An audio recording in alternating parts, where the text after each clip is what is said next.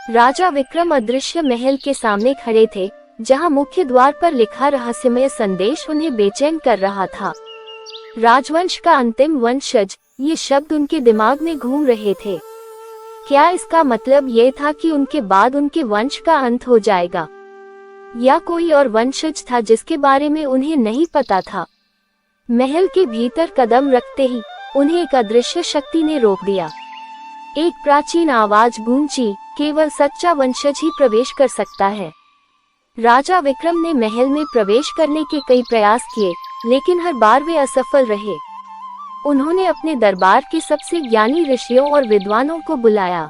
गहन अध्ययन के बाद एक बूढ़े ऋषि ने उन्हें एक प्राचीन भविष्यवाणी के बारे में बताया। महाराज, आपके राजवंश में एक ऐसा वंशज है जो एक अनोखे तारे के नीचे पैदा हुआ था। वह वंशज ही इस महल का असली ताला खोल सकता है, क्योंकि उसी के रक्त में महल का प्राचीन जादू समाया हुआ है। वह वंशज कोई और नहीं, बल्कि आपकी अपनी छोटी बहन राजकुमारी रोहिणी है, जिसे बचपन में एक शत्रु ने अपहरण कर लिया था और जिसके बारे में सोचा गया था कि वह अब जीवित नहीं है। राजा विक्रम ये सुनकर स्तब्ध रह गए। उनकी बहन, जिसे वे मृत मान चुके थे, वह जीवित थी और महल के रहस्य की कुंजी थी। लेकिन राजकुमारी रोहिणी कहाँ थी? क्या वह सुरक्षित थी? और कैसे एक अपहरण की गई राजकुमारी महल के रहस्य से जुड़ी थी? राजा विक्रम को पता था कि उनकी सबसे बड़ी चुनौती अब अपनी खोई हुई बहन को ढूंढना और महल के असली राज को उजागर करना है, इससे पहले कि बहुत देर हो जाए। राजा विक्रम अपनी बहन राजकुमारी रोहिणी के जीवित होने की खबर से अवाक थे। उन्हें अपनी आंखों पर विश्वास नहीं हो रहा था कि जिस बहन को वे वर्षों से मृत मान चुके थे, वह वास्तव में जीवित थी और अदृश्य महल के रहस्य की कुंजी थी। अब उनका एकमात्र लक्ष्य रोहिणी को खोजना और उसे महल तक लाना था। ऋषियों ने बताया कि राजकुमारी को बचपन में ही एक क्रूर जादूगर कालाधिपति ने अपहरण कर लिया था, जो महल की शक्ति को अपने वश में करना चाहता था। राजा विक्रम ने तुरंत अपनी सबसे विश्वसनीय सेना के साथ रोहिणी की खोज में निकल पड़े। उनकी यात्रा उन्हें घने जंगलों, बर्फीले पहाड़ों और खतरनाक रेगिस्तानों से होकर ले गई।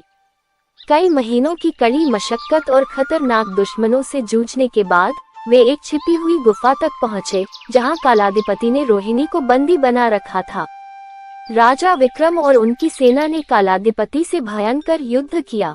जादूगर शक्तिशाली था, लेकिन राजा विक्रम का अपनी बहन को बचाने का दृढ़ संकल्प उससे कहीं ज्यादा मजबूत था।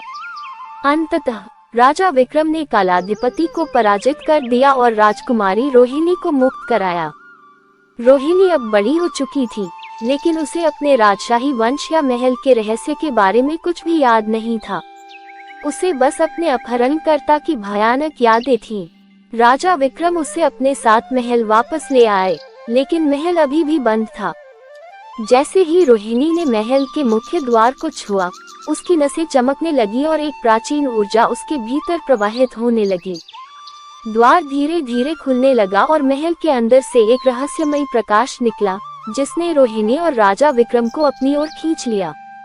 वे अब महल के भीतर थे, जहां उन्होंने एक ऐसी जगह देखी जो किसी ने कभी कल्पना भी नहीं की थी। लेकिन महल के केंद्र में एक और द्वार था, जिस पर एक पहेली खुदी हुई थी। अगर वे इस पहेली को नहीं सुलझा पाए, तो महल की शक्ति हमेशा के लिए सो जाएगी और रोहिणी का जीवन भी खतरे में पड़ सकता था।